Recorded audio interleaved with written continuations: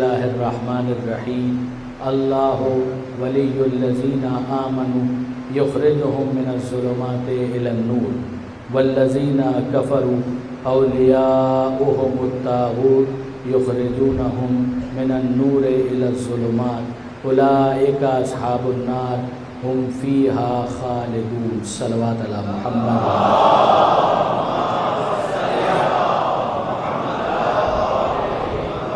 برادران عزیز و خاران محترم، عشرہ اولیٰ کی یہ تیسری نشست ہے، تیسری مجلس ہے۔ عنوان اور موضوع ہے آیات ولایت، اور ظاہر ہے کہ ہمیں ان آیتوں کو ڈسکس کرنا ہے کہ جس میں ولایت کو زیر بحث لایا گیا، افضلیت کو زیر بحث لایا گیا، سرپرستی کو زیر بحث لایا گیا۔ سرنامہ کلام میں آپ نے مسلسل اس آیت کو سماعت فرمایا جو سورہ مبارکہ بقرہ کی آیت نمبر 257 ہے۔ ارشاد ہوتا ہے اللہ ولی الذین آمنوا، اللہ صاحبان ایمان کا ولی اور سرپرست ہے۔ یخرجہم من الظلمات الی النور، وہ انہیں اندھیروں میں بھٹکنے نہیں دیتا، وہ انہیں اندھیروں سے روشنی کی طرف لے آتا ہے۔ والذین کفروا، اور وہ کہ جنہوں نے کفر اختیار کیا، اولیاؤہم الطاغوت، ان کے اولیاء، ان کے سرپرست طاغوت ہیں۔ یخرجونہم من النور الی الظلمات، وہ انہیں روشنی کی طرف جانے ہی نہیں دیتے، وہ انہیں اندھیروں کی طرف کھینچ کر لے آتے ہیں۔ اولئک اصحاب النار، اب جب یہ اندھیروں کے مسافر ہیں تو ان کا انجام جہنم کی آگ کے سوا کیا ہو سکتا ہے؟ ہم فیہا خالدون، جس میں وہ ہمیشہ ہمیشہ جلتے رہیں گے، وہی اس کا ایندھن بنیں گے، وہی ان کا مسکن، وہی ان کا مقر، وہی ان کا مستقر، وہی ان کا مقام، وہی ان کا اختتام، وہی ان کا انجام ہے۔ پروردگار عالم نے یہ دو براڈ کیٹیگریز ہمارے سامنے بیان کر دی۔ میں پہلی تقریر سے یہ گزارش کر رہا ہوں کہ پروردگار عالم ولی تو ہے، مگر اپنے کار ولایت کو انجام دینے کے لیے اس کی نگاہ انتخاب جن بندوں پر ٹھہر جائے وہی اس کے مصطفیٰ بندے ہوتے ہیں، وہی اس کے ولی بندے ہوتے ہیں، وہی اس کے مصطفیٰ بندے ہوتے ہیں، وہی اس کے مرتضیٰ بندے ہوتے ہیں۔ لہٰذا آپ دیکھیں گے یہ سورہ بقرہ کی آیت ہے، اور سورہ آل عمران میں پروردگار عالم نے یہ اعلان کیا کہ ان اللہ اصطفیٰ، کہ خدا نے کس کو چن لیا۔ نگاہ پروردگار، نگاہ انتخاب کہاں پر ٹھہرتی ہے؟ کہ ان اللہ اصطفیٰ آدمہ، یقیناً اللہ نے چن لیا۔ اصطفیٰ یعنی چن لیا، اصطفیٰ اللہ نے چن لیا، آدمہ آدم کو چن لیا، ونوحن نوح کو چن لیا۔ دیکھیں یہ افراد کے نام ہیں، آدم بھی ایک شخصیت ہے، نوح علیہ السلام بھی ایک پرسنالٹی ہے۔ آدم کو چن لیا، نوح کو چن لیا۔ اب ہماری توجہ ہوئی کہ اس کے بعد خدا پھر کسی شخص کا نام لے گا کہ آدم کو چن لیا، نوح کو چن لیا، تو پھر اس کے بعد تیسرا نام آئے گا کہ ان کو چن لیا۔ عجیب بات یہ ہے کہ آدم کا ذکر کیا تو ایک فرد کا تذکرہ، نوح کا ذکر کیا تو ایک فرد کا تذکرہ، مگر اب اس کے بعد پروردگار عالم فقط فرد کا ذکر نہیں کرتا، ایک سلسلے کا ذکر کرتا ہے۔ ان اللہ اصطفیٰ، یقیناً اللہ نے چن لیا آدم کو، ونوحن اور نوح کو چن لیا، وآل ابراہیم، صرف ابراہیم کو نہیں چنا، ابراہیم کی آل کو چن لیا۔ آپ نے غور فرمایا؟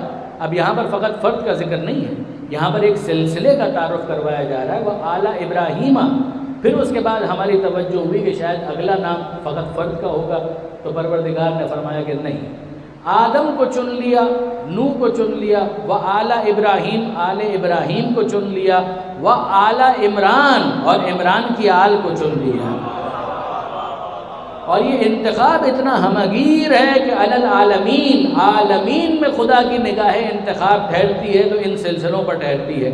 اب میں آپ کی خدمت میں عرض کروں برادران عزیز، اور آپ کے ذوق سے بہت قریب ہو کر عرض کروں کہ ذرا لفظوں پر توجہ کیجیے کہ جب پروردگار کہہ رہا ہے کہ چن لیا، تو جب خدا چن لیتا ہے تو پھر عالمین اور ہیں، یہ چنیدہ اور چنے ہوئے افراد اور ہیں۔ اب جب خدا نے چن لیا تو ان اللہ اصطفیٰ، لفظ یہ ہیں پروردگار کی طرف سے کہ اللہ نے استفا کیا، تو اب مجھے یہ کہنے کا حق ہے نا کہ جب خدا کی نگاہ استفا کسی پر ٹھہرتی ہے تو وہ منزل استفا پر فائز ہوتا ہے۔ جو استفا کی منزل پر ہوگا وہی مصطفیٰ ہوگا، جو ارتضاء کی منزل پر ہوگا وہی مرتضیٰ ہوگا، جو اجتباء کی منزل پر ہوگا وہی مجتبی ہوگا، اور جو استشہاد کی منزل پر ہوگا وہ سید الشہداء ہوگا۔ درود بھیجیے محمد و آل محمد۔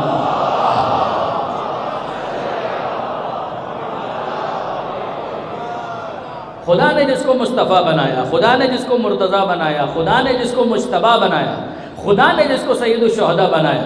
سلسلے کا آغاز ہوتا ہے ابراہیم سے، اعلیٰ ابراہیم، اور اس ابراہیم کا تعارف جب پروردگار کرواتا ہے۔ قرآن مجید کے اندر کتنی آیت ہیں؟ سورہ بقرہ، سورہ آل عمران، قرآن مجید کا 14واں سورہ، اس کا نام ہی ہے سورہ ابراہیم۔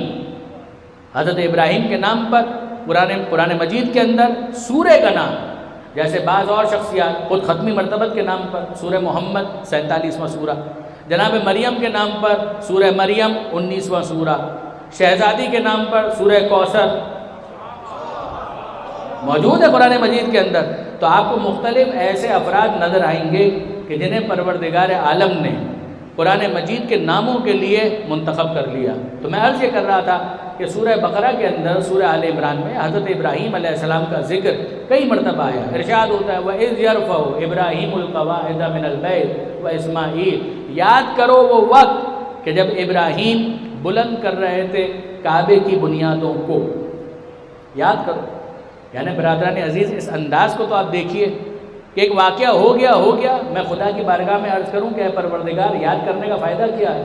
تو خدا کا مزاج سمجھ میں آتا ہے نا کہ خدا اپنے مصطفیٰ بندوں کی یاد محو ہوتے ہوئے نہیں دیکھنا چاہتا۔ خدا پسند کرتا ہے کہ جنہوں نے دین پر احسان کیا ہے ان محسنان اسلام کے نام کو باقی رکھا جائے۔ آپ نے غور فرمایا، یہ قرآن مجید کا انداز، وَإِذْ، یاد کرو، یرفع ابراہیم القواعد من البیت، وہ وقت کہ جب ابراہیم خانہ کعبہ کی بنیادوں کو بلند کر رہے تھے۔ بنیادیں تھیں، خانہ کعبہ نہیں تھا، بنیادوں کو بلند کر رہے تھے، اور ان کے ساتھ ان کا بیٹا اسماعیل بھی ان کی مدد کر رہا تھا۔ اور پھر اس کے بعد ان دونوں کی دعائیں کیا تھیں؟ کہ ربنا تقبل منا انک انت السمیع العلیم، اے ہمارے پروردگار، اے ہمارے پالنہار، ہم سے اس خدمت کو قبول فرما، یقیناً تو سننے والا ہے، یقیناً تو جاننے والا ہے۔ میں کہوں ابراہیم آپ تو اولو العزم نبی ہیں، معصوم ہیں، آپ کا فرزند وہ بھی معصوم نبی ہے، آپ دونوں جب مل کر تعمیر کر رہے ہیں تو دعا کرنے کی ضرورت کیا ہے؟ خدا تو قبول کرے گا ہی نا، ضرورت کیا ہے؟ یاد رکھیے گا برادران عزیز، ابراہیم اور اسماعیل کا جواب یہ آئے گا، یقیناً خدا نے ہمیں خلیل بنایا، ہمارے فرزند کو ذبیح بنایا، ہم سب کے استفاء کا اعلان کیا، مگر یاد رکھنا کہ جب خدا چن لیتا ہے تو مزاج میں تکبر نہیں ہوتا، مزاج میں تواضع ہوتی ہے، مزاج میں انکساری ہوتی ہے۔ اگر یہ ایک اصول یاد رہے تو پھر اس کے بعد صحیفہ کاملہ کی دعائیں بھی سمجھ میں آ جائیں گی، صحیفہ علویہ کی دعائیں بھی سمجھ میں آ جائیں گی کہ یہ استغفار کس وجہ سے ہے، یہ انکساری کس وجہ سے ہے، یہ تواضع کس وجہ سے ہے، یہ کسی گناہ کی وجہ سے نہیں ہے۔ جب معصوم ہے تو منزل عصمت پر ہے، کوئی گناہ، کوئی خطا، کوئی نسیان امکان نہیں رکھتا، مگر اس کے باوجود ابدیت کا مزاج تکبر نہیں ہے، ابدیت کا مزاج تواضع ہے، ابدیت کا مزاج انکساری ہے۔ اور آپ دیکھیں گے کہ آل محمد جب ابدیت میں سب سے آگے ہیں تو انکساری میں بھی سب سے آگے ہیں۔ وہاں پر آپ کو استغفار، وہاں پر آپ کو پروردگار سے مناجات، یہ جملے نظر آئیں گے۔ ابراہیم علیہ السلام کا جملہ قرآن مجید نے ان کے دل کی کیفیت، اسماعیل علیہ السلام کے دل کی کیفیت قرآن مجید نے محفوظ کر دی، ربنا تقبل منا انک انت السمیع العلیم، مالک تو قبول کر لے، یقیناً تو قبول کرنے والا ہے، تو سننے والا ہے، تو جاننے والا ہے۔ اب برادران عزیز بہت توجہ کیجیے گا، ابراہیم خانہ کعبہ کی بنیادوں کو بلند کر رہے ہیں، تو خانہ کعبہ نہیں تھا؟ نہیں تھا۔ بنیادیں تھیں؟ جی ہاں بنیادیں تھیں۔ تو کعبے کے بارے میں تو قرآن کیا کہہ رہا ہے؟ ان اول بیت وضع للناس، وہ پہلا بیت، وہ پہلا گھر جو لوگوں کے لیے بنایا گیا، للذی ببکہ، وہ وہی ہے کہ جو مکہ میں تھا، بنایا گیا انسانوں کے لیے، گھر خدا کا، پہلا گھر وہی تھا۔ تو اب میں آپ سے پوچھتا ہوں، جب پہلے سے گھر موجود تھا تو پھر اس کے بعد ان بنیادوں کو بلند کرنے کا کیا مطلب؟ امتداد زمانہ، مرور زمن، with the passage of time، gradually مختلف زمانوں میں کعبے کی دیواریں منہدم ہوئی، اور پھر ان کو معمار کعبہ نے اثر نو تعمیر کیا۔ معمار کعبہ کے ناموں کی جب فہرست آپ دیکھیں گے تو اس میں آپ کو جناب ابراہیم علیہ السلام کا نام بھی نظر آئے گا، مگر ابراہیم علیہ السلام بنیاد رکھ نہیں رہے تھے، بیت موجود تھا، گر گیا تھا، بنیادوں کو پھر سے بلند کر دیا گیا۔ اچھا اب آپ ذرا دیکھیے برادران عزیز، کہ جب ابراہیم علیہ السلام، میں کسی نتیجے تک آپ کو لے جانا چاہتا ہوں کہ جب جناب ابراہیم علیہ السلام دیواروں کو بلند کر رہے ہیں، بنیاد موجود ہے، اور اسماعیل بھی مدد کر رہے ہیں، تو اس کا مطلب کیا ہوا کہ جب جناب اسماعیل اور جناب ہاجرہ کو مکہ میں جناب ابراہیم چھوڑ کر جا رہے تھے، اس وقت کیا کیفیت ہوگی؟ بنیادیں ہی ہوں گی نا، دیواریں تو نہیں ہوں گی۔ اب میں آپ سے پوچھتا ہوں، بیت کس کو کہتے ہیں؟ صرف بنیاد کو، یا دیوار بھی ہو، چھت بھی ہو، تب اس کو بیت کہا جاتا ہے؟ آپ مجھے بتائیے کہ اگر صرف بنیاد رکھ دی جائے تو اس کو بیت کہا جائے گا؟ ابھی تو صرف بنیاد پڑی ہے، دیواریں نہیں ہیں، چھت نہیں ہے، تو اس کو بیت تو نہیں کہا جاتا۔ اب ذرا آیت سنیے، جب جناب ابراہیم علیہ السلام جناب ہاجرہ اور جناب اسماعیل کو چھوڑ کر جا رہے تھے، خانہ کعبہ کے پاس پہنچا کر جا رہے تھے، تو الفاظ کیا ہیں؟ ربنا، قرآن مجید کے اندر آیا ربنا انی اسکنت من ذریتی، کہ اے میرے پروردگار میں چھوڑ کر جا رہا ہوں، میں ساکن کر کے جا رہا ہوں اپنی باز ذریت کو، اسماعیل علیہ السلام کو، اپنی زوجہ ہاجرہ کو میں چھوڑ کر جا رہا ہوں۔ انی اسکنت من ذریتی بوادن، ایک ایسی وادی میں چھوڑ کر جا رہا ہوں غیر ذی زرع، کہ جس کی خاصیت یہ ہے کہ یہاں پر زراعت نہیں ہو سکتی، ایگریکلچر نہیں ہو سکتا، یہاں پر پتا بھی نہیں اگتا، یہاں پر کلٹیویشن نہیں ہو سکتی، یہاں پر فصل کے اگنے کا امکان نہیں ہے۔ اے پروردگار میں ایسی جگہ پر اپنی باز ذریت کو چھوڑ کر جا رہا ہوں، مگر یہاں پر کیا ہے؟ اندا بیتک المحرم، تیرا محترم گھر موجود ہے۔ یہ کیا ہو گیا؟ گھر تو بنے گا اس وقت جب ابراہیم اسماعیل کے ساتھ دیوار کے لیے اینٹیں چننا شروع کریں گے، اسے تعمیر کریں گے۔ ابھی تو بنیاد موجود ہے۔ میں نے آپ سے ابھی پوچھا کہ مجھے بتائیے، صرف اگر بنیاد ہو، دیواریں نہ ہو، چھت نہ ہو، تو کیا اس کو آپ بیت کہتے ہیں؟ آپ نے جواب دیا نہیں، اس کو بیت نہیں کہتے، اور بات صحیح ہے۔ مگر آپ ذرا غور فرمائیے کہ ابراہیم علیہ السلام کیا کہہ رہے ہیں؟ صرف بنیاد موجود ہے، دیواریں بعد میں تعمیر ہوں گی، اور ابراہیم کیا کہہ رہے ہیں پروردگار عالم سے؟ انی اسکن، تو میں یہاں پر چھوڑ کر جا رہا ہوں اپنی باز ذریت کو بوادن غیر ذی زرع، یہاں پر ہے کیا؟ پتا تو اگتا نہیں ہے، مگر یہاں پر تیرا محترم گھر موجود ہے۔ ہم ابراہیم سے کہیں کہ اے ابراہیم، گھر کہاں موجود ہے؟ نظر تو نہیں آ رہا، نہ دیواریں ہیں نہ چھت ہے۔ تو یقین جانیے ابراہیم علیہ السلام جواب دیں گے کہ یاد رکھنا، نظر نہ آنا نہ ہونے کی دلیل نہیں ہوتا۔ بہت توجہ کیجیے گا، نظر نہ آنا نہ ہونے کی دلیل نہیں ہوتا۔ یعنی ابراہیم علیہ السلام کی اس دعا نے کتنے بڑے مسئلے کو حل کر دیا کہ اگر تم صرف دیوار اور چھت کو بیت سمجھتے ہو تو کریکٹ کرو اپنے آپ کو، یاد رکھنا وہ فضا بھی بیت ہے جہاں پر تمہیں دیوار نظر نہیں آ رہی، تو یاد رکھنا کہ نظر نہ آنا نہ ہونے کی دلیل نہیں ہے۔ اگر بیت نظر نہ آئے تو بھی بیت موجود ہے، اور اگر اہل البیت کی کوئی فرد نظر نہ آئے تو وہ بھی موجود ہے۔ تمہارے ذوق ایمانی کا امتحان ہے کہ کیا تم غیب پر ایمان رکھتے ہو یا نہیں رکھتے ہو۔ جب اس کو ظاہر کرنا تھا، اس بیت کو ظاہر کرنا تھا، تو ہم نے ابراہیم کو حکم دیا، انہوں نے دیواروں کو بلند کر کے بتا دیا کہ یہاں پر وہ بیت تھا، سمجھ میں آ گیا۔ بیت کا حکم اس فضا پر بھی ہے۔ بالکل اسی طریقے سے جب موقع آئے گا اور ہم اذن ظہور دیں گے تو دیواریں کعبہ کی بلندی بیت کو ظاہر کرنے والی تھی، پردہ غیبت کا تار تار ہونا اہل البیت کو ظاہر کرنے والا بن جائے گا۔ درود بھیجیے محمد و آل محمد۔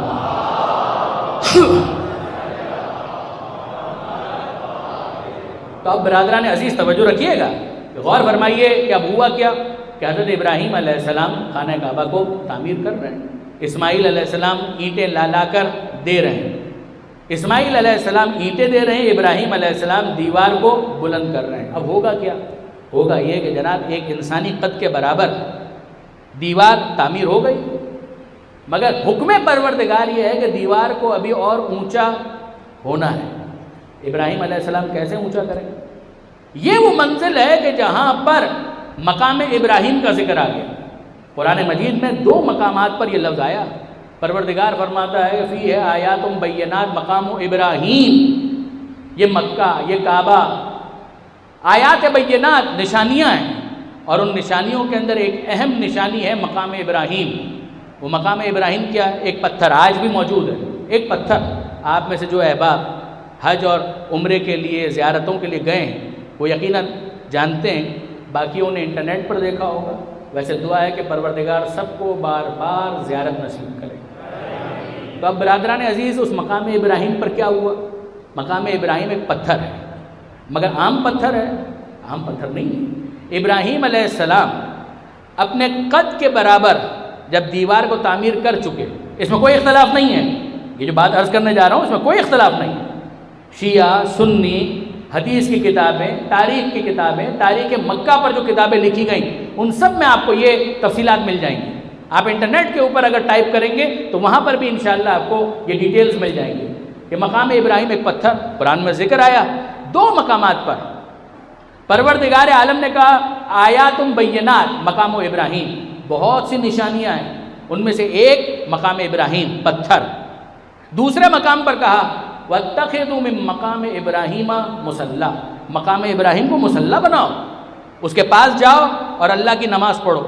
غور فرمایا آپ نے برادران عزیز، قرآن کے مزاج کو دیکھیے، خدا کے مزاج کو دیکھیے۔ مقام ابراہیم پتھر ہے، بھئی خصوصیت کیا ہے اس پتھر کی؟ کہ اس پتھر کی خصوصیت یہ ہے کہ ابراہیم علیہ السلام نے اس پتھر پر کھڑے ہو کر خانہ کعبہ کی دیواروں کو مزید بلند کیا۔ کیا مطلب؟ انسانی قد کے برابر تعمیر کر لی۔ خدا کا حکم ہے اور بلند کیا جائے، اور بلند کیسے کریں؟ جہاں تک ہاتھ جا رہے ہیں وہاں تک تو بلند کر دیا، مگر ابھی اور بلند کرنے کا حکم ہے۔ تو اس حکم کی تعمیل کے لیے پروردگار نے فیسیلیٹیٹ کیا، ایک پتھر آیا، اس پتھر پر ابراہیم کھڑے ہو گئے اور اس پتھر نے لفٹ کا کام کیا۔ کمال، یعنی واقعی اس پتھر نے لفٹ کا کام کیا کہ ابراہیم علیہ السلام اس پر کھڑے ہیں، پتھر بلند ہوتا ہے، اسماعیل علیہ السلام نیچے سے اینٹیں پاس آن کرتے ہیں، ابراہیم علیہ السلام کلیکٹ کرتے ہیں، اینٹوں کو چنتے ہیں، دیوار اور بلند ہو جاتی ہے۔ حکم خدا اور ہے، جسے مزید بلند کیا، جتنا بلند کرنا تھا ابراہیم علیہ السلام نے بلند کیا۔ آپ نے ذرا احساس کیا برادران عزیز کہ پروردگار عالم جب کوئی چیز اسے عزیز ہوتی ہے تو کتنا اہتمام کرتا ہے؟ نہیں، میں کچھ کہنا چاہتا ہوں، ذرا توجہ کیجیے گا۔ یعنی خدا کتنا اہتمام کرتا ہے۔ بھئی ایک انسانی قد کے برابر تعمیر ہو گئی، اے میرے پروردگار کافی ہے، اس سے زیادہ بلند کرنے کی کیا ضرورت ہے؟ اور اگر بلند کرنا بھی ہے تو ٹیمپرری کوئی اسٹول بھیج دے۔ یہ کیا کہ پتھر کو پھر مقام ابراہیم، یہ کیا میرے پروردگار اتنا اہتمام کس لیے؟ تو خدا کی طرف سے جواب یہی ملے گا، ہمارے مزاج کو پہچانو۔ اگر ہمارے لیے بیت اہم ہوتا ہے تو ہم اس کے لیے اہتمام کرتے ہیں، اور اگر اہل البیت احترام کے قابل ہوتا ہے تو ہم اس کے لیے یوں اہتمام کرتے ہیں کہ انہی دیواروں میں شگاف ڈالتے ہیں، بنت اسد کو راستہ دے دیتے ہیں۔ درود بھیجئے محمد و آل محمد۔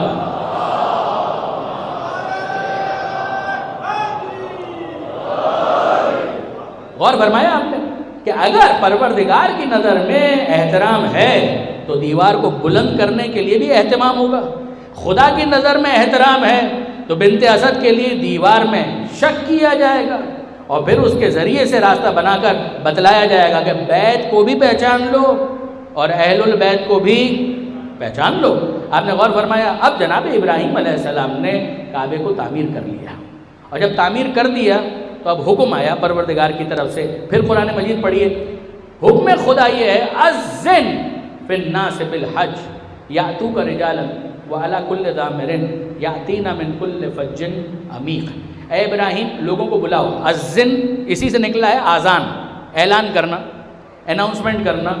تو اسٹیج سیکرٹری صاحب ابھی جو اناؤنسمنٹ کر رہے تھے اس کے لیے بھی عربی زبان کے اندر اعلان کا لفظ بھی ہے، آذان کا لفظ بھی ہے۔ نماز کے لیے بلاؤ، آذان۔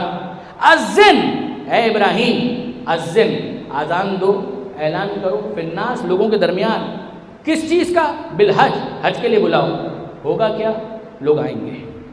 ابراہیم علیہ السلام کو یہ جو حکم دیا گیا کہ تمام انسانوں تک یہ پیغام پہنچاؤ، یہ آیت قرآنی ہے، اور اب آپ تفسیر میں دیکھیں آپ کو ملے گا۔ پھر کہہ رہا ہوں کوئی اختلاف نہیں ہے، ابراہیم علیہ السلام نے ایک سوال کر لیا، اور کتنا اچھا ہوا کہ یہ سوال کر لیا۔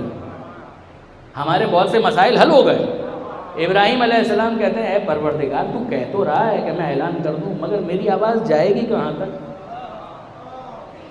میری آواز جائے گی کہاں تک؟ مالک کون میری آواز سنے گا؟ تو ابراہیم علیہ السلام نے اپنی محدودیت کا عذر پیش کیا کہ اے پروردگار میری آواز کہاں تک جائے گی، تمام انسانوں تک میں آواز کیسے پہنچاؤں؟ تو پروردگار عالم نے جواب دیا اے ابراہیم علیک الاذان و علینا البلاغ، آواز دینا تمہارا کام ہے، پہنچانا ہمارا کام ہے۔ تم اپنی ذمہ داری پوری کرو۔ یہ یاد رکھیے گا برادران عزیز، پیغام حسینیت کا ہو، پیغام ولایت کا ہو، پیغام توحید کا ہو، پیغام دین کا ہو، پیغام شہادت کا ہو، پہنچانے کی ذمہ داری نہیں ہے، فقط آواز دینے کی ذمہ داری ہے۔ پھر اس کے بعد جس کا کام ہے وہی کرے گا۔ ہم تو اپنی ذمہ داری پورے کرنے کے مکلف ہیں۔ علیک الاذان، اے ابراہیم تم آواز دو، علینا البلاغ، آواز کو پہنچانا یہ ہماری ذمہ داری ہے۔ ابراہیم علیہ السلام مطمئن ہو گئے اور اب اسی پتھر پر کھڑے ہوئے، مقام ابراہیم، اسی پتھر پر کھڑے ہوئے۔ وہ پتھر بلند ہوا۔ اب یہ ذرا تفصیل دیکھیے، وہ پتھر بلند ہوا، اتنا بلند ہوا، اتنا بلند ہوا، اتنا بلند ہوا کہ ابراہیم علیہ السلام کی نگاہوں کے سامنے پوری دنیا، پوری دنیا، آیت قرآن کی ہے، اس کی تفصیل ہے۔ اذن، اے ابراہیم آواز دو۔ مقام ابراہیم پر کھڑے ہوئے، پتھر بلند ہوا، اتنا بلند ہوا کہ پوری دنیا ابراہیم کی نگاہوں کے سامنے ہے۔ اور اب ابراہیم علیہ السلام نے کہنا شروع کیا ہلموا الی الحج، ہلموا الی الحج، ہلموا الی الحج، آؤ حج کے لیے، آؤ حج کے لیے، آؤ حج کے لیے۔ خدا کا وعدہ تھا اے ابراہیم آواز دینا تمہارا کام، پہنچانا ہمارا کام۔ یہ آواز کس کس نے سنی؟ اس وقت جتنے افراد روئے زمین پر موجود تھے ان سب نے ابراہیم کی اس آواز کو سنا، ان سب نے اس آواز کو سنا۔ صرف اتنا نہیں، جتنے افراد روئے زمین پر موجود تھے انہوں نے تو سنا، جو رحم مادر میں تھے ان بچوں نے بھی اس صدا کو سنا۔ صرف اتنا نہیں، روئے زمین پر جتنے افراد موجود تھے انہوں نے سنا، جو رحم مادر میں تھے ابھی اس دنیا میں نہیں آئے تھے انہوں نے بھی اس آواز کو سنا۔ صرف اتنا نہ، جو صلب پدر میں موجود تھے انہوں نے بھی ابراہیم کی اس صدا کو سنا۔ یعنی اس کا نتیجہ کیا نکلا کہ قیامت تک جتنے افراد آنے والے ہیں ان سب کو خدا نے کسی نہ کسی طریقے سے ندائے ابراہیم سنوائی۔ یعنی خدا نے اپنا وعدہ پورا کیا کہ اے ابراہیم تم صدا صحرا میں دو گے، مگر تمہاری صدا بس صحرا ثابت نہیں ہوگی، تمہاری آواز جائے گی۔ کس کس نے سنا؟ سنیے گا، جتنے افراد روئے زمین پر موجود تھے ان سب نے سنا۔ ایک، جو رحم مادر میں تھے انہوں نے بھی سنا، جو صلب پدر میں تھے انہوں نے بھی سنا۔ علامہ ذیشان حیدر جوادی علی اللہ مقامہ، ان کا بہت پیارا تبصرہ ہے کہ بھائی سننے والے بھی عجیب ہیں، اگر سننے پر آئیں تو نبی کی آواز صلب پدر میں بھی سن لیتے ہیں، رحم مادر میں بھی سن لیتے ہیں، اور جو نہ سننے والے ہوں احد کے میدان میں نبی پکارتا رہتا ہے، بھاگنے والے بھاگتے رہتے ہیں۔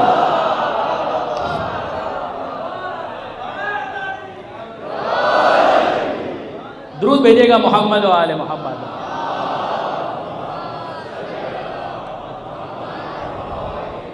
تو یہ سماعت بہت اہم ہوتی ہے کہ سننے والے جب سننا چاہیں تو نبی کی آواز کو کہاں سنتے ہیں؟ صلب پدر میں، رحم مادر میں، اور نہ سننے والے ہوں تو میدان جنگ میں بھی کان بند کر لیتے ہیں۔ اچھا اب میں آپ سے پوچھتا ہوں برادران عزیز، ہوا یہ روایات کے اندر لکھا ہوا ہے اور شیعہ سنی ہر کتاب میں لکھا ہوا ہے، کیا لکھا ہوا ہے کہ جنہوں نے سنا ان میں سے جتنوں نے اس وقت لبیک کہا،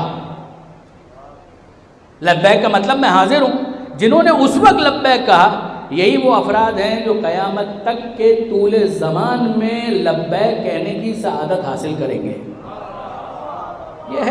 یہ ہے کتابوں کے اندر لکھا ہوا ہے کہ جنہوں نے اس وقت لبیک کہا، جو روئے زمین پر تھا اس نے لبیک کہا یعنی پازیٹیولی رسپونڈ کیا، جو صلب پدر میں تھا اس نے وہاں سے لبیک کہا، جو رحم مادر میں تھا اس نے وہاں سے لبیک کہا۔ جس نے اس وقت لبیک کہا یہ وہ افراد ہیں کہ جو قیامت تک حج کے لیے جائیں گے، عمرے کے لیے جائیں گے تو تلبیہ پڑھیں گے۔ تلبیہ کیا ہوتا ہے؟ لبیک اللہم لبیک، لبیک لا شریک لک لبیک، حاضر ہوں اے اللہ، میں حاضر ہوں، حاضر ہوں تیرا کوئی شریک نہیں، میں حاضر ہوں۔ یہی ہے نا برادران عزیز؟ اب برادران عزیز میں آپ سے سوال کرتا ہوں، یہ ہوا کیا؟ یہ جتنے افراد کہہ رہے ہیں لبیک، مخاطب کس کو کر رہے ہیں؟ اللہ کو۔ لبیک اللہم لبیک، تو سب کے سب مشرک ہو گئے؟ پکارا تو ابراہیم نے تھا، بہت توجہ کیجئے گا، پکارا تو ابراہیم نے تھا، حکم خدا بھی یہی تھا، اذن اے ابراہیم تم پکارو۔ ابراہیم نے پکارا، جنہوں نے اس وقت لبیک کہا وہ قیامت تک لبیک کہنے والوں کی فہرست میں شامل ہو گئے۔ میرا سادہ سا سوال یہ ہے کہ یہ جو لبیک کہہ رہے ہیں، پکارا ابراہیم نے تھا اور سب کے سب کہہ رہے ہیں لبیک اللہم لبیک، حاضر ہوں اے اللہ میں حاضر ہوں، یہ کہنا چاہیے لبیک یا ابراہیم لبیک، یہ کہنا چاہیے لبیک اے خلیل خدا لبیک، مگر کوئی یہ نہیں کہہ رہا کہ اے خلیل خدا لبیک، کوئی یہ نہیں کہہ رہا اے ابراہیم لبیک، سب کے سب کہہ رہے ہیں لبیک اللہم لبیک۔ تو کیا ابراہیم کو خدا مان لیا؟ جواب جی نہیں، ابراہیم کو خدا تو نہیں مانا، خلیل خدا مانا۔ تو پکارا انہوں نے تھا، جواب میں لبیک یا ابراہیم کیوں نہیں کہتے؟ لبیک اللہم کیوں کہتے ہو؟ تو سب کے سب جواب یہ دیں گے ابراہیم نے پکارا تھا مگر خدا کی طرف سے پکارا تھا۔ جب خدا کی طرف سے پکارا جائے گا تو یہی مانا جائے گا کہ خدا نے پکارا ہے۔ جو بات پکار کے باب میں سمجھ میں آتی ہے وہ مدد کے باب میں کیوں سمجھ میں نہیں آتی ہے؟ جب ابراہیم نے پکارا تو یاد رکھیے گا کہ اپنی ذاتی حیثیت میں نہیں پکارا، خدا کی طرف سے پکارا، ان کی پکار خدا کی پکار بن گئی۔ اور اب سمجھو کہ اگر علی نے مدد کی ہے تو خدا کی طرف سے مدد کی ہے۔ علی کی مدد اور خدا کی مدد میں کوئی فرق نہیں ہے، خدا ہی کے اذن سے مدد ہو رہی ہے۔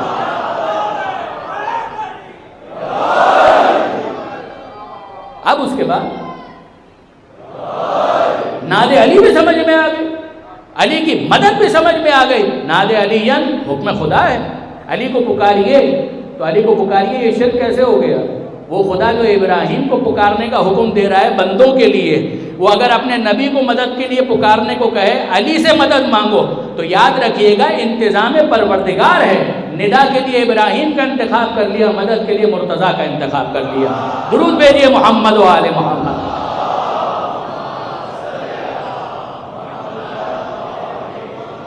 اور اب برادران عزیز ایک دوسرا پہلو ہے کہ وہ مقام ابراہیم جو کہا گیا کہ مقام ابراہیم ہے، میرا سوال ہے پتھر ہی تو ہے، پتھر ہی تو ہے، یعنی عجیب بات یہ ہے کہ پتھر ہونے کے بعد اسے اتنی اہمیت دے دی گئی۔ کئی عام پتھر نہیں ہے تو پتھر تو پتھر ہی ہوتا ہے، کہا کہ نہیں، پتھر اور عام پتھر اور خاص پتھر میں فرق ہوتا ہے۔ تو جو بات تمہیں عام پتھر اور خاص پتھر کے درمیان فرق کی صورت میں سمجھ میں آتی ہے وہ نبی اور عام بشر میں کیوں سمجھ میں نہیں آتی؟ ہمیں سمجھ میں آتا ہے کہ پتھر بھی سب ایک برابر نہیں ہوتے، کچھ وہ ہوتے ہیں جو ٹھوکروں میں آنے کے قابل ہوتے ہیں، کچھ وہ ہوتے ہیں جو خانہ کعبہ میں چننے کے قابل ہوتے ہیں، کچھ وہ ہوتے ہیں جو بت بنانے کے لیے استعمال ہوں تو فتح مکہ کے موقع پر بت شکن انہیں توڑ دیتا ہے، کچھ خانہ کعبہ میں جنت سے آیا ہوا ہو تو حجر اسود کو چوما جاتا ہے۔ پتھر پتھر میں بھی فرق ہے۔ برادران عزیز غور فرمائیے، اب اس کے بعد معیار قرآن مجید نے جو دیا اسے سمجھنے کی ضرورت ہے کہ پروردگار عالم کہہ رہا ہے مقام ابراہیم نشانی، میں کہوں کہ اے پروردگار کیا نشانی ہے؟ فی ہے آیات بینات، مقام ابراہیم واضح روشن نشانیاں ہیں۔ پہلی نشانی کا مقام ابراہیم کا کیا ہے؟ اس کے اندر کا پتھر پر کیا ہے؟ پتھر کے اوپر نشان ہے۔ کا نشان کس کا ہے؟ قدموں کا۔ کس کے قدم؟ ابراہیم کے۔ ابراہیم ہے اس وقت؟ کا ابراہیم تو نہیں ہے، کہ ابراہیم نہیں ہے تو پھر کیا ہے؟ کہ ان کے قدموں کے نشان ہے۔ کہ قدموں کے نشان کا کبھی ابراہیم اس پر کھڑے ہوئے تھے تو خدا کو یہ ادا اتنی پسند آئی کہ نشان کو محفوظ کر لیا، پتھر کو محفوظ کر لیا، اور ہم سب کو حکم دے رہا ہے یہ نشانیاں ہیں، واضح نشانی ہے، اس کو نشانی مانو، اس کے پاس آؤ، نماز پڑھو، اس طرح سے نماز پڑھو کہ طواف جب کر لو تو خانہ کعبہ کی طرف رخ ہونا چاہیے، مقام ابراہیم بھی درمیان میں آنا چاہیے۔ میں کہوں مالک نماز تیری پڑھنی ہے، یہ مقام ابراہیم کہاں سے آ گیا؟ کہا کہ اس بات کو سمجھو کہ جو ہمارا محبوب ہوتا ہے اس کا ہر حوالہ ہمیں عزیز ہوتا ہے، اگر پتھر پر اس کے قدموں کے نشان ہیں تو ہمیں عزیز ہے۔ اب میں آپ سے گزارش کروں برادران عزیز، اور توجہ کیجیے گا، میں خاص طور پر اپنے نوجوان دوستوں کو متوجہ کرنا چاہتا ہوں کہ وہ کبھی بھی تشویش میں نہ آئیں۔ یہ جتنے بھی ہمارے عقائد ہیں، یہ جتنے بھی ہمارے نظریات ہیں، وہ ہوا میں نہیں ہیں۔ ہمارے عقائد، ہمارے نظریات، ہمارا ایمان، ہمارا بلیف، ہمارا فیتھ یہ ہوا میں نہیں ہے۔ ہم قرآن سے دلیل رکھتے ہیں، حدیث معصوم سے سپورٹ رکھتے ہیں۔ آپ دیکھ ڈالیے مقام ابراہیم پروردگار عالم سمجھانا چاہ رہا ہے کہ مزاج کو سمجھو کہ قرآن کا مزاج کیا ہے، ہمارا انداز کیا ہے۔ وہ پتھر ہے، پتھر پر قدموں کے نشان ہیں۔ میں لفظ بدلوں، حجت خدا کے قدموں کے نشان، حجت خدا کے قدموں کے نشان اگر پتھر پر آ جائیں تو وہ پتھر عام پتھر نہیں رہتا، وہ کیا بن جاتا ہے؟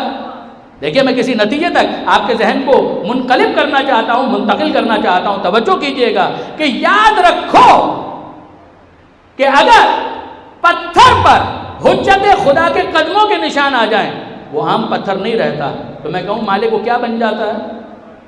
وہ پتھر عام پتھر نہیں رہتا، حجت خدا کے قدموں کے نشان کی برکت سے مقام ابراہیم بن جاتا ہے۔ تو ہمیں سمجھ میں آیا کہ حجت خدا کے نشان بڑے اہم ہوتے ہیں۔ عزیزان اب اس کے بعد حیرت کیا ہے، حجت خدا کے قدموں کے نشان پتھر پر آ جائے تو پتھر مقام ابراہیم بن جائے، اور اگر حجت خدا کے خون کے نشان خاک میں آ جائیں تو خاک کھا کے شفا بن جائے۔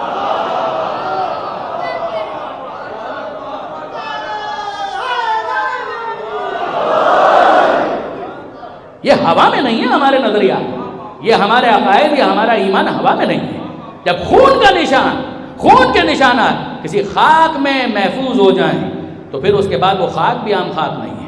پروردگار عالم کے نزدیک اس خاک کی اہمیت یہ ہے کہ اب وہ خاک کھا کے شفا کہلائے گی، اس کا ایک اثر ہے، اس کی ایک تاثیر ہے۔ ورنہ مجھے بتائیے کہ اس پتھر میں جو مقام ابراہیم کہلاتا ہے، دوسرا پتھر مادی اعتبار سے کیا فرق ہے؟ پتھر تو یہ بھی ہے، پتھر تو وہ بھی ہے نا۔ صرف اگر آپ مادیت کو دیکھیں گے تو پھر یہ مادے تک محدود رہ جائیں گے، ان قدموں کے نشانوں کو بھی تو تصور میں لے کر آئیے۔ اسی طرح سے خاک کو دیکھیں گے، صرف خاک کو دیکھیں گے تو بات سمجھ میں نہیں آئے گی، اس خون کے نشان کو بھی تصور میں لے کر آئیے۔ میں اس وقت منزل مصائب سے دور ہوں، مگر میں چاہتا ہوں کہ میرے نوجوان دوست خاص طور پر توجہ کریں۔ مجھے بتائیے برادران عزیز، خانہ کعبہ وہ بھی پتھروں کی بنی ہوئی ایک عمارت، مقام ابراہیم وہ بھی پتھر، حجر اسود وہ بھی پتھر، یعنی کچھ پتھر ایسے ہیں کہ جنہیں تقدس کی وجہ سے خدا محفوظ رکھنا چاہتا ہے، جیسے خانہ کعبہ، مقام ابراہیم، حجر اسود، مقدس پتھر، بوسہ دینے کے قابل، بوسہ گاہ رسول کہا جاتا ہے حجر اسود کو، کہ جسے پیغمبر اکرم نے بوسہ دیا۔ توجہ کیجیے گا، تو یہ پتھر خدا کا منصوبہ یہ ہے کہ ان کو محفوظ رکھا جائے۔ کچھ پتھر وہ ہیں جو منفور ہیں، قابل نفرت ہیں، خدا کا منصوبہ یہ ہے کہ ان کو مٹا دیا جائے۔ جیسے بت، کمال ہو گیا، بت پرستی، اس کی رد، اس کو توڑنے کے لیے بتوں کو توڑنا ضروری تھا، تو پیغمبر اکرم نے اپنے کاندھے پر بت شکن کو بلند کیا اور اس نے بت شکنی کی، بت ختم کر دیے گئے، یہی ہوا نا۔ لیکن اب آئیے ذرا، کچھ ایسے پتھر بھی ہیں جو قابل نفرت ہیں، پھر بھی ان کو باقی رکھا اور حج کا حصہ بنا دیا۔ کمال ہے، واقعاً کمال ہے۔ کچھ ایسے پتھر بھی ہیں جو قابل نفرت ہیں، دیکھیے بت قابل نفرت ہیں، پتھر ہیں، تو ان کو مٹا دیا۔ کچھ ایسے پتھر ہیں جو قابل نفرت ہیں، کہا کہ ان کو باقی رکھو۔ کہ ان کو باقی کیوں رکھو؟ کہ علامت نفرت کے طور پر۔ یہ منی کے میدان میں جو 3 شیطان موجود ہیں،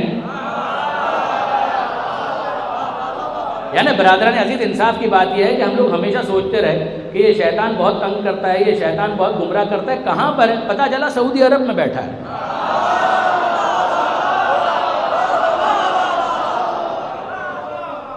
ہم تو ڈھونڈتے رہے، نہیں معلوم تھا، حج پر گئے تو پتہ چلا کہ اچھا یہ یہاں پر ہوتے ہیں اور یہیں سے ساری گڑبڑ کر رہے ہیں۔ اچھا وہ 3 ہیں، اب اس 3 میں کیا مصلحت ہے مجھے نہیں معلوم، اس میں کیا مصلحت ہے مجھے نہیں معلوم، لیکن میں اتنا ضرور جانتا ہوں کہ حج کے مناسک الحمدللہ انجام بھی دیے، سال ہاں سال انجام دیے، کتاب بھی لکھی، تو کچھ واقفیت رکھتا ہوں، مگر اتنا سمجھ میں آیا کہ پروردگار عالم کی نظر میں پتھر بھی سب برابر نہیں ہوتے۔ خدا کی نظر میں پتھر بھی سب برابر نہیں ہوتے. یعنی میں عرض یہ کرنا چاہتا ہوں کہ پروردگار عالم نے 4 پتھروں کو انٹروڈیوس کروایا کہ یہ 3 شیطان ہیں, وہ ایک حجر اسود ہے, کہا ان کو مارو, اس کو بوسہ دو.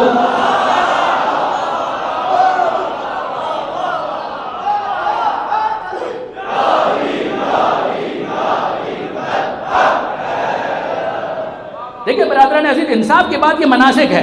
مناسک حج کے اندر یہی ہوتا ہے کہ ان تینوں کو مارو اور اس کو کیا کرو, اس کو بوسہ دو. مالک یہ بھی پتھر وہ بھی پتھر, کا سمجھو یہ جو 3 پتھر جن کو ہم کہہ رہے ہیں کہ کنکر مارو, پتھر مارو, یہ نفرت کی علامت کے طور پر ہے, کہ وہ محبت کی علامت کے طور پر ہے. اب میں سوال یہ کرتا ہوں کہ دیکھیے برادران عزیز, وہ جو 3 ہیں کہ جن کو کنکر مارے جا رہے ہیں, وہ جو 3 ہیں جن کو شیطان کہا جا رہا ہے, کیا یہ واقعاً شیطان ہے؟ کا شیطان تو نہیں ہے. کہ پھر ہوا کیا تھا؟ کہ ہوا یہ تھا کہ کبھی کسی زمانے میں ابراہیم خلیل خدا, ان کی زوجہ جناب ہاجرہ اور ان کے فرزند جناب اسماعیل, ان کو بہکانے کی ابلیس نے, شیطان نے کوشش کی تھی. ابراہیم علیہ السلام کے پاس آیا, بہکانے کی کوشش کی, کیا کر رہے ہو, بیٹے کو ذبح کرنے جا رہے ہو؟ کہ حکم خدا ایسا ہو سکتا ہے؟ جیسے ہی اس نے یہ جملہ کہا, ابراہیم علیہ السلام نے پتھر مار دیا, کنکر پھینک دیا, بھاگ گیا. ٹھہرتا تو ہے ہی نہیں شیطان.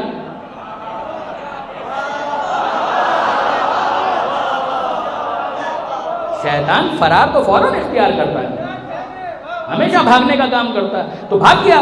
اچھا بھاگ گیا, پھر اسماعیل علیہ السلام کو ٹریپ کرنے کی کوشش کی. اے اسماعیل, تمہیں معلوم ہے تمہارے باپ تمہارے ساتھ کیا کرنا چاہتے ہیں؟ کیا کرنا چاہتے ہیں؟ کہ ذبح کرنا چاہتے ہیں تمہیں.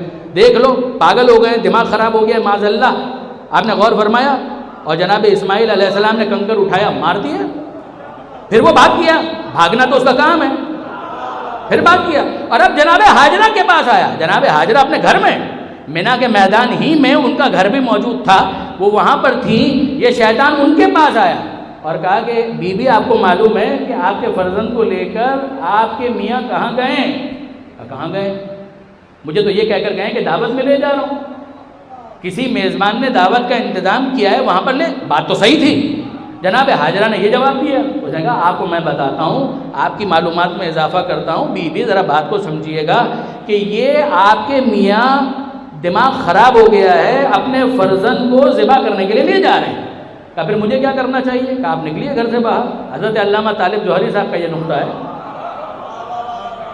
میں اپنے استاد کے حوالے سے نقل کر رہا ہوں. انہوں نے بہت خوبصورت تبصرہ فرمایا کہ جناب یہ بات کیا ہوئی. جناب ہاجرہ کو کہا بی بی باہر نکلی ہے, ان کا دماغ خراب ہو گیا ہے. جناب ہاجرہ نے کنکر اٹھایا, مارا. کہا کہ بھاگ, تو شیطان ہے, تو ابلیس ہے. اس نے کہا بی بی چلا تو جاتا ہوں, مگر یہ تو بتائیے کہ آپ کو پتا کیسے چلا کہ میں ابلیس ہوں, میں شیطان ہوں؟ کہا سیدھی سی بات ہے, نبی کے دماغ پر حملہ کر رہا ہے اور نبی کی بیوی کو گھر سے باہر نکلنے کا کیا ہے؟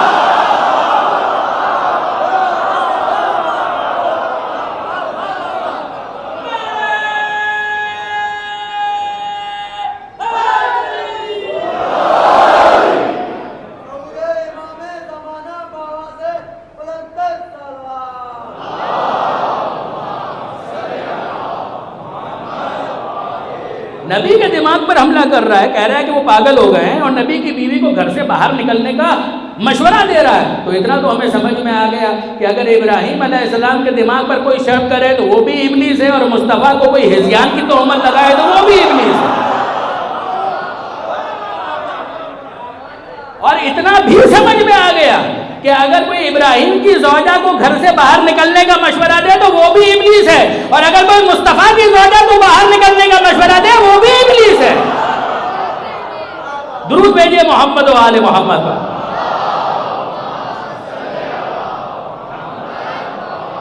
آیت ذہن میں رکھیے گا, یخرجونہم من النور الی الظلمات.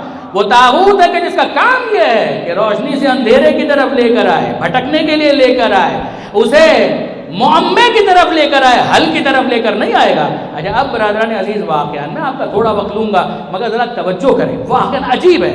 یعنی آپ میں سے وہ احباب کہ جنہوں نے حج کی سعادت حاصل کی ہے وہ یقیناً میری بات کو پوری قوت اور طاقت کے ساتھ سمجھیں گے, اور جنہوں نے حج کی سعادت نصیب حاصل نہیں کی اللہ ان سب کو نصیب کرے, مگر میری وضاحت سے وہ یقیناً سمجھ جائیں گے. دیکھیے برادران عزیز, عجیب ہے معاملہ.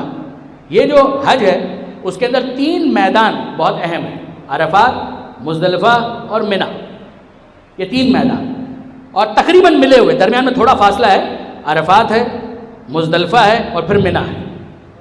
منی کے آگے مکہ ہے، یعنی ہوتا یہ ہے کہ حاجی مکہ پہنچتے ہیں، عمرہ تمتع انجام دیتے ہیں، پھر اس کے بعد وہ انتظار کرتے ہیں۔ 8 ذی الحجہ کو احرام پھر سے پہنا جاتا ہے اور 9 ذی الحجہ کو عرفات کے میدان میں حاضری کے لیے وہ مکہ سے باہر آ جاتے ہیں۔ جو دور میدان ہے، میدان عرفات، وہاں پر جاتے ہیں، وہاں پر 9 ذی الحجہ کا دن گزارتے ہیں ظہر سے مغرب تک، پھر اس کے بعد آتے ہیں اگلے میدان میں مزدلفہ، پھر اس کے بعد آتے ہیں اگلے میدان میں منی۔ بات واضح ہو گئی؟ بات واضح ہو گئی؟ اب میں آگے بڑھتا ہوں اور اپنی بات کو مزید واضح کرنے کی کوشش کرتا ہوں۔ عرفات کے بعد تھوڑا سا فاصلہ مزدلفہ کے بعد تھوڑا سا فاصلہ اور پھر منی۔ یہ مزدلفہ اور منی کے درمیان کیا ہے معلوم ہے؟ مزدلفہ اور منی کے درمیان ہے وادی النار۔ دیکھیں کتنی مقدس وادیاں چل رہی ہیں۔ عرفات کا میدان، مزدلفہ کا میدان، حج ہو رہا ہے، عرفان پروردگار، روحانیت، رحمت خدا کی بارش، اور جب حاجی پہنچتا ہے مزدلفہ کے میدان اور اب آگے بڑھتا ہے، اس کو جانا ہے منی، تو ہوتا کیا ہے؟ منی میں جانے سے پہلے جسٹ یہاں مزدلفہ ختم ہوا اور یہاں منی شروع ہوا، درمیان میں کیا ہے؟ وادی النار، آگ کی وادی۔ یہاں پر ہوا کیا تھا؟ ابرہا کا جو لشکر آیا تھا خانہ کعبہ کو ڈھانے کے لیے، اور اس کے اوپر پروردگار عالم نے عذاب نازل کیا تھا۔ سورہ فیل، الم ترى کیف فعل ربک باصحاب الفیل، تم نے دیکھا نہیں کہ تمہارے رب نے ہاتھی والوں کے ساتھ کیا کیا؟ الم یجعل کیدہم فی تضلیل، کیا ان کے مکر کو توڑ کر نہیں رکھ دیا؟ وارسل علیہم طیرا ابابیل، ان کے اوپر پرندے بھیجے جھنڈ کے جھنڈ، ترمیہم بحجارۃ من سجیل، جو ان کے اوپر کنکر برسا رہے تھے، فجعلہم کعصف ماکول، ان کو چبائے ہوئے بھوسے کی طرح سے بنا دیا۔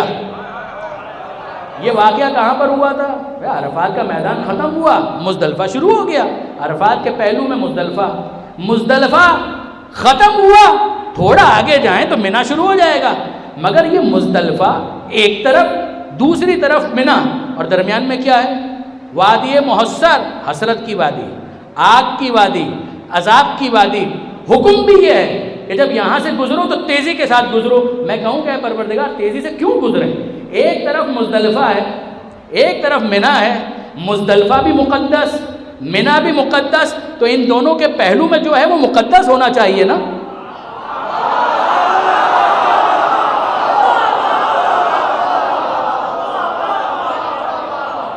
ان دونوں کے پہلو میں جو ہے وہ تو مقدس ہونا چاہیے۔ تو اے پروردگار یہ کیا حکم آ گیا کہ یہاں سے تیزی کے ساتھ گزرو؟ مالک مزدلفہ مقدس وادی ہے، منی مقدس وادی ہے، ان دونوں کے پہلو میں بالکل برابر میں تو نے ایک وادی رکھ دی اور اس کو کہہ دیا وادی النار، یہ آگ کی وادی ہے۔ تو خدا کا جواب یہی آئے گا کہ میری مصلحت سمجھو، میرا منصوبہ سمجھو، میں یہی تو سمجھانا چاہتا ہوں کہ دو مقدس ہوں تو ان کے پہلو میں ہونا بھی آگ سے نہیں بچاتا۔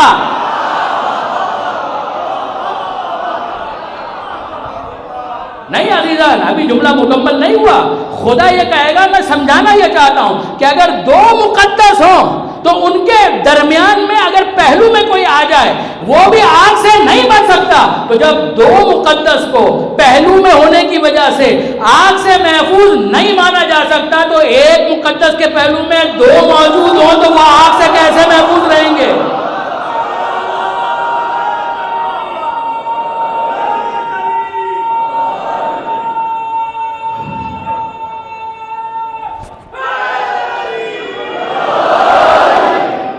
اس کا مطلب یہ ہوا کہ پہلو میں ہونا آگ سے نہیں بچایا کرتا۔ یہ تو ہمیں اصول سمجھ میں آ گیا کہ پہلو میں ہونا، یاد رکھیے گا میں کچھ کہنا چاہ رہا ہوں، پہلو میں ہونا آگ سے نہیں بچایا کرتا۔ ایک طرف مزدلفہ، ایک طرف منی، دونوں مقدس، درمیان میں آگ کی وادی۔ اصول ہمیں سمجھ میں آ گیا کہ پہلو میں ہونا آگ سے نہیں بچایا کرتا۔ یہ تینوں شیطان کہاں ہیں؟ یہ تینوں شیطان کہاں ہیں؟ وہ تو پہلو میں بھی نہیں ہیں، وہ تو ہیں منی کی وادی میں۔ جتنے حج کر کے آئے ہیں وہ گواہی دیں گے، وہ تو ہیں منی کی وادی میں۔ تو وہاں یہ سمجھ میں آیا کہ پہلو میں ہونا آگ سے نہیں بچاتا، اور منی میں شیطانوں کو رکھ کر بتایا کہ گھر میں ہونا بھی آگ سے نہیں بچاتا۔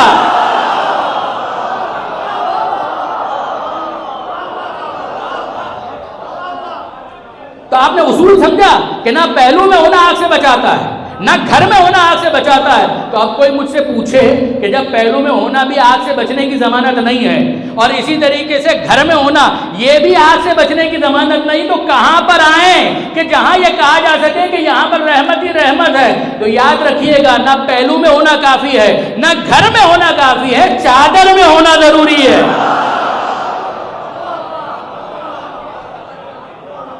وہ جو چادر میں ہے وہ ہے مرکز طہارت. یاد رکھیے گا، جو ان سے جڑ گیا، جو ان سے وابستہ ہو گیا، جو ان سے متمسک ہو گیا، ہاں اس کے بارے میں آپ اطمینان رکھیے کہ یہ ہیں وہ افراد کے جو آگ سے بچے ہوئے. آیت واپس سنیے، اللہ ولی الذین آمنوا، اللہ ہے صاحبان ایمان کا ولی اور سرپرست، انہیں نکالتا ہے. یخرجہم من الظلمات الی النور، اندھیروں سے نکالتا ہے، روشنی کی طرف لے کر آتا ہے. والذین کفروا، اور وہ کہ جو کفر اختیار کیے ہوئے ہیں، اولیاءہم الطاغوت، ان کے اولیاء طاغوت ہیں. یخرجونہم من النور الی الظلمات، وہ انہیں نکالتے ہیں، روشنی کی طرف نہیں جانے دیتے، وہ اندھیرے کی طرف لے کر آتے ہیں. اولئک اصحاب النار، یہ ہیں آگ والے، ہم فیہا خالدون، جس میں وہ ہمیشہ ہمیشہ رہیں گے. آپ ذرا اندازہ کیجیے کتنا بر محل یہ تبصرہ ہے جناب حر کی ذات کو پیش نظر رکھتے ہوئے.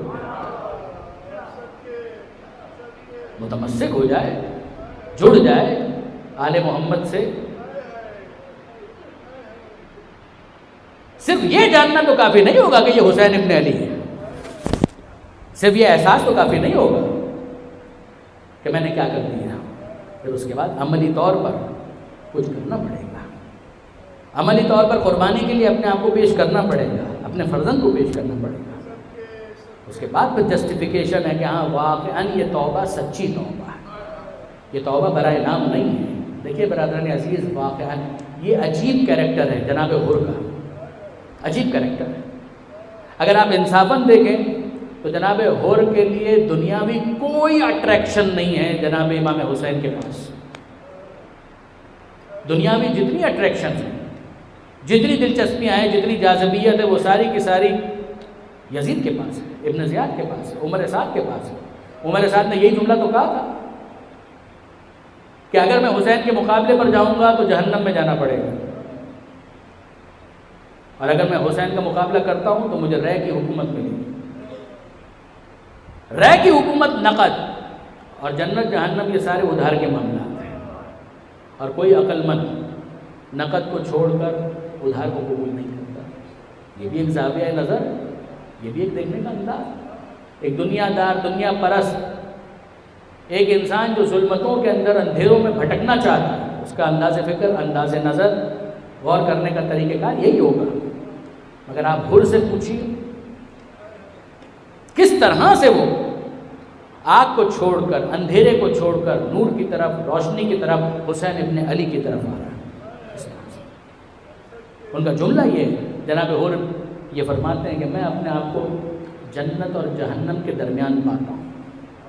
لا اصبر علی النار ولا صبر علی النار، میں جہنم کی آگ پر صبر نہیں کر سکتا. یہی تو ہے کہ ابھی کچھ دیر کے بعد میں شہید ہو جاؤں گا. یہی تو ہے کہ حسین ابن علی کے کیمپ میں جاؤں گا تو کچھ دیر کے بعد مجھے شہید کر دیا جائے گا، دنیا ختم ہو جائے گی. اور دنیا ختم ہو جائے میں آخرت کی کامیابی کو پیش نظر رکھتا ہوں. انہوں نے فیصلہ کیا، وہ آئے. اور یقین جانیے برادران عزیز، وسوسے تو بہت سارے آتے ہیں نا دل میں. علامہ اظہر حسن زیدی آل اللہ مقامہ، ایک اور وہ خطیب کے جو یقیناً پائنیئر اور آئیکن کی حیثیت رکھتے ہیں ہمارے محسنوں میں سے. علامہ اظہر حسن زیدی نے اس پورے واقعے کو جس طریقے سے بیان کیا ہے، بس وہ میں آپ کے سامنے پیش کر رہا ہوں. علامہ اظہر حسن زیدی فرماتے ہیں کہ حر کو کسی نے کہا حر کہاں جا رہے ہو؟ تمہیں معلوم ہے تم اتنے بڑے مجرم ہو، تم اتنے بڑے گنہگار کہ حسین معاف نہیں کریں گے، حسین سے تمہیں بخشش ملے گی نہیں. یہاں سے چلے جاؤ گے تو یہ بھی تمہیں دھتکار دیں گے، یزیدی لشکر بھی، اور وہاں پر جاؤ گے تو تمہاری معافی کا تو کوئی امکان ہی نہیں. تم ہی نے راستہ روکا، تم ہی کھینچ کر اور گھیر کر کربلا تک لے کر آئے، تو تمہاری معافی کا تو کوئی امکان نہیں. حسین تو معاف نہیں کریں گے. حر نے ایک جملہ کہا کہ درست ہے کہ میرا جرم بہت بڑا ہے، مگر حسین کون ہے؟ وہ رحمت للعالمین کا نواسا ہے، وہ فاطمہ زہرا کا بیٹا ہے۔ کیا عجب کہ میں حسین کے سامنے جاؤں، اپنی عرض بیان کروں، معافی کا طلبگار بنوں اور حسین مجھے بخش دے، مجھے معاف کرو۔ عاشور کا دن ہے، حسین ابن علی خطبہ دے چکے ہیں اور اب حر کے اندر انقلاب آخری مراحل میں داخل ہو گیا۔ حر نے کام کیا، مشہور روایت ہے کہ اپنے بیٹے کو بھی ساتھ میں لیا، اپنے ہاتھوں کو ایک رومال سے باندھا، آہستہ آہستہ حسین ابن علی کے لشکر کے قریب ہوئے، اور جب قریب آ رہے تھے تو ظاہر ہے کہ جتنے حسین کے جانثار ہیں، عباس ہیں، حبیب ہیں، مسلم بن اوسجہ ہیں، وہ سب کے سب پریشان کہ ایسا تو نہیں ہے کہ یہ حملہ کرنے کے لیے آ رہا ہے، مگر جب کیفیت دیکھی کہ ہاتھوں کو باندھا ہوا ہے، کوئی حملہ کرنے کے لیے آئے تو تلوار کھینچ کر آئے گا، ہاتھوں کو باندھ کر کیوں آئے گا؟ ابھی سمجھ نہیں پا رہے تھے کہ کیا معاملہ ہے۔ ایسے میں حسین نے کہا کہ سب انتظار کریں، کسی خطرے کی بات نہیں ہے، میرا مہمان آ رہا ہے، میں اپنے مہمان کا استقبال تو کروں۔ حر نے دور سے حسین ابن علی کو دیکھا، ایک جملہ کہا، فرزند رسول دنیا کا سب سے بڑا گنہگار آپ کی بارگاہ میں حاضری کی اجازت چاہتا ہے۔ حسین ابن علی نے آگے بڑھ کر اجازت دی، حر قریب آئے، حسین کے پیروں کو ہاتھ لگایا اور یہ کہا اخطأت یا ابن رسول اللہ، فرزند رسول بہت بڑا جرم ہو گیا، بہت بڑا جرم ہو گیا، کیا میری معافی کی کوئی سبیل ہے، کیا میری معافی کا کوئی امکان ہے؟ حسین ابن علی کہتے ہیں، اے بھائی حر، ہم نے تم کو معاف کیا۔ جیسے ہی حسین نے کہا اے بھائی حر، بھائی کہہ دیا، جیسے ہی حسین کی زبان سے سنا کہ حر کو بھائی کہہ دیا، جتنے سپاہی تھے جناب حبیب گھوڑے سے نیچے اتر آئے کہ یہ تو بڑی بے ادبی ہے کہ حسین کا بھائی نیچے کھڑا ہو اور ہم گھوڑے پر سوار ہوں۔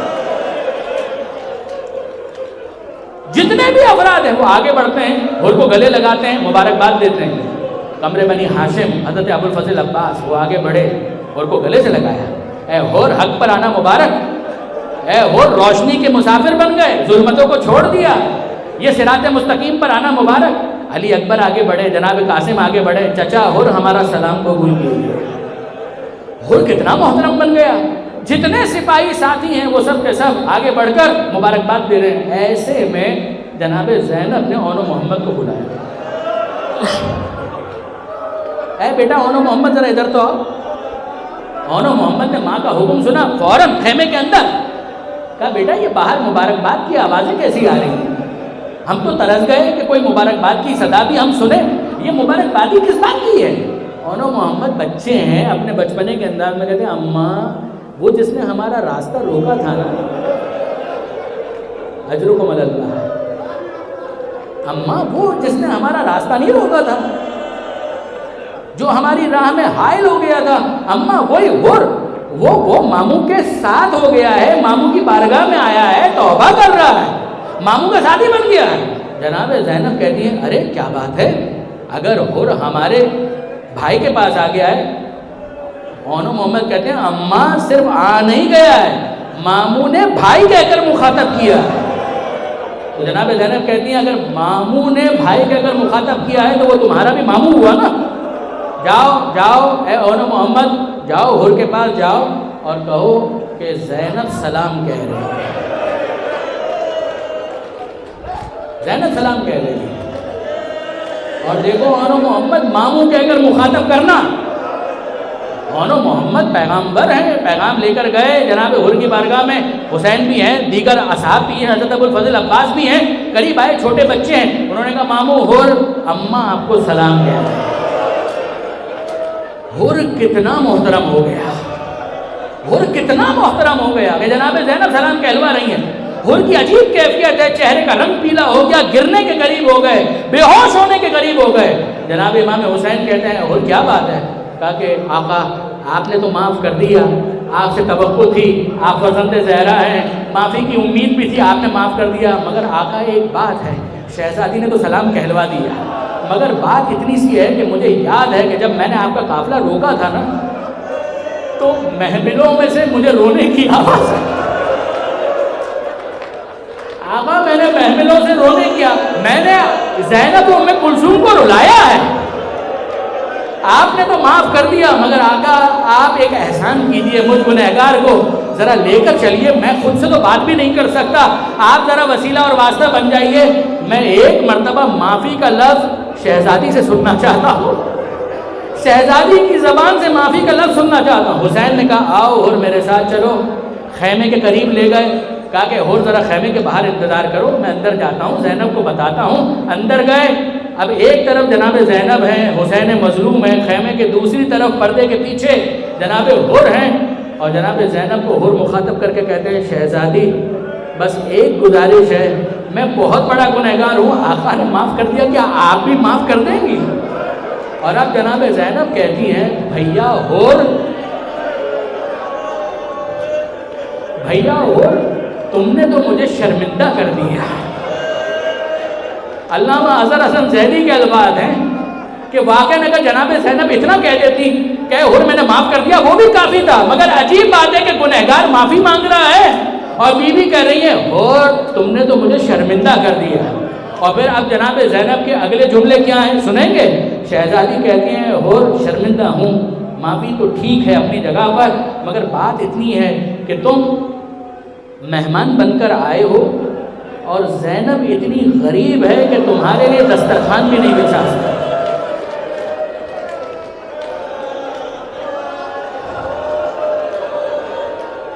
زینب اتنی غریب ہے کہ تمہیں کچھ پیش نہیں کر سکتی۔ ہونا تو یہ چاہیے تھا کہ میں تمہارے لیے دعوت کا اہتمام کرتی، تمہارے لیے دسترخوان بچھاتی، تمہیں کھانا کھلاتی، کچھ نہیں تو ایک گلاس پانی پلاتی، مگر زینب کے پاس اس وقت پیش کرنے کے لیے کچھ نہیں ہے۔ مگر اور زینب وعدہ کرتی ہے، علی کی بیٹی ہے، وعدہ کرتی ہے کہ یہ دعوت ادھار رہی، جب قیامت کا میدان ہوگا میرے باپ کی حکومت ہوگی، جنت ہوگی، جنت کا دسترخوان ہوگا، زینب وعدہ کرتی ہے کہ وہاں پر تیرے لیے دسترخوان سجائے گی۔ اور اے حر اس دنیا کے اندر زینب ایک اور وعدہ کرتی ہے، اور وہ وعدہ کیا ہے؟ بس آخری جملے، ایک اور وعدہ کرتی ہے۔ وہ وعدہ کیا ہے؟ کہ جب تم سب شہید ہو جاؤ گے، زینب اجڑ جائے گی، زینب وعدہ کرتی ہے کہ اس فوج بے حیا نے اگر مہلت دی تو زینب مقتل میں آ کر اپنے حسین کا ماتم بعد میں کرے گی، بھائی حر کہہ کر تیرا ماتم۔